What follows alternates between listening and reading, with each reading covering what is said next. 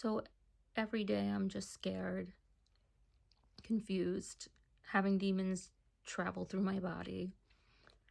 So one night I'm invited to a party and I said yes. And we go over there and I just felt so weird. It's very hard to explain, but I just felt very weird inside, out of it, like off.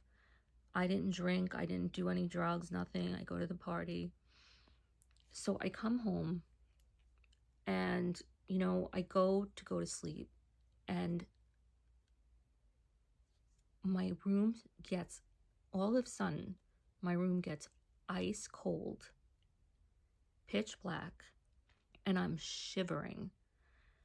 And I start hearing kind of like creaking. And my house was built the same year like we moved in. It was a brand new house built for us. So it was like 13 years old. It wasn't like a 100-year-old house that was creaking. And I was like yelled out to my mom. I'm like, Mom, do you hear that? She's like, no, just go to sleep. Now later I realized that wasn't even my mom I was talking to. That was a demon.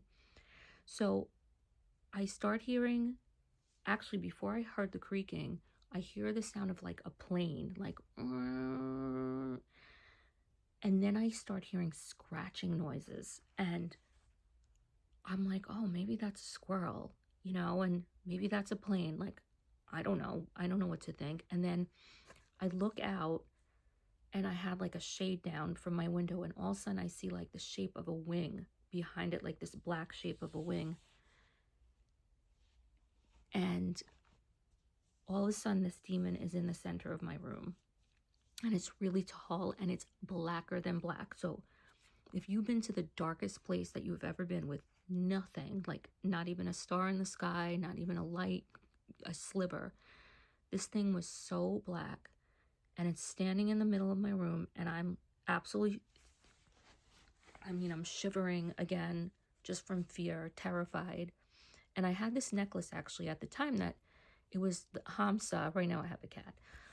It was the hand of God that I started wearing. And another weird thing that had happened is sort of right before this, my aunt had like a candy store and she just bought me this.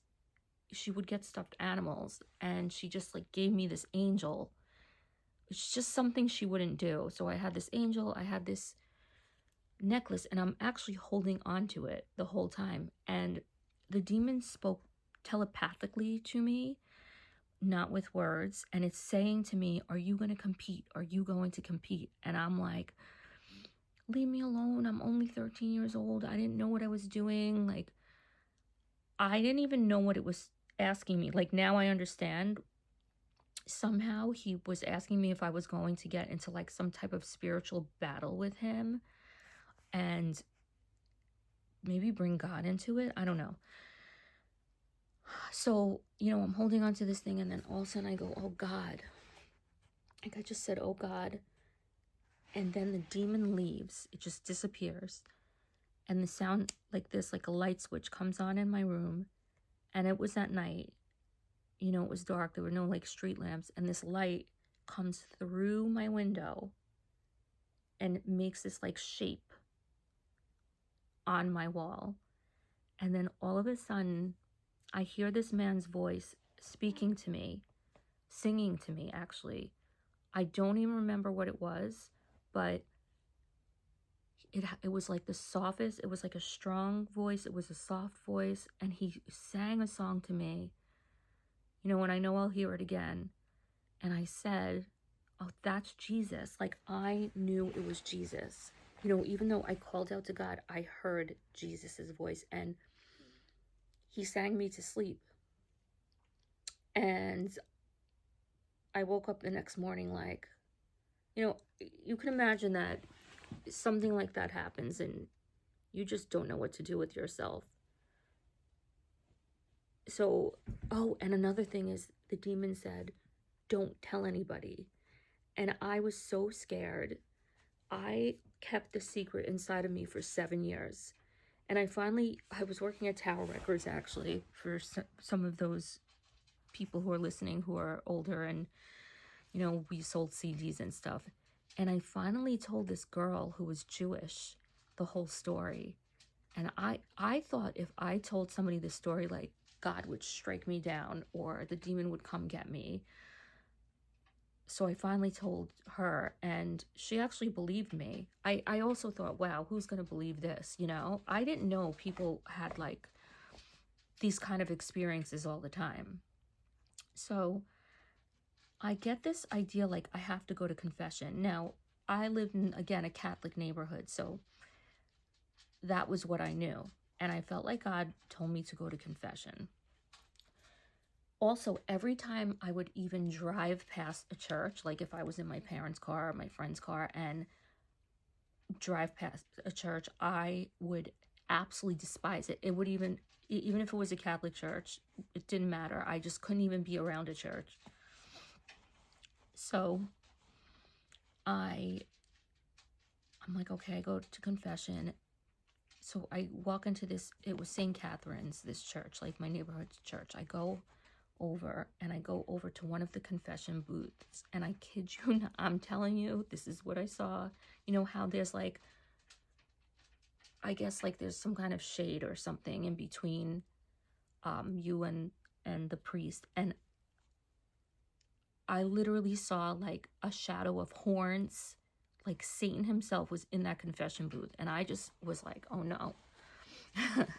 So I get up, and actually that one was on the left side. I get up, and all of a sudden I see this man, and he starts coming down the aisle, and he was like older. He was glowing, like glowing all around him, and his skin was like perfect, and he was wearing these like priestly vestments.